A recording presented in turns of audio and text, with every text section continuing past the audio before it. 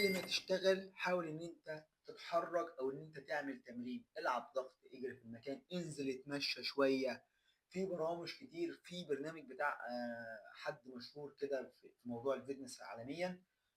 هو في جزء مدفوع وفي جزء مجاني. الجزء المجاني فيه اصلا كفيل ان انت تروح الجيم، بدل ما تقول للناس اتدرب ازاي، ان هو تتدرب فيه بكل الحاجات، سواء اللي هو اللي بيسموه مش عارف نسيت، اللي هو الجيم اللي هو بدون ماسلز، اللي هو بدون عضلات، او اللي هو الناس اللي بتبقى بتلعب بالكوره دي، او اللي هو بعضلات، او اللي هو الجيم اللي في البيت. ممكن تشوف اي برنامج زي ده وتخلي عندك تاسك مثلا الصبح ان انت 10 دقائق. يعني انا اكتر مده عملتها في الموضوع ده هو 10 دقائق. بشغل الموبايل قدامي، الراجل بيتنطط بيعمل حركات قدامي وانا بعمل زيه.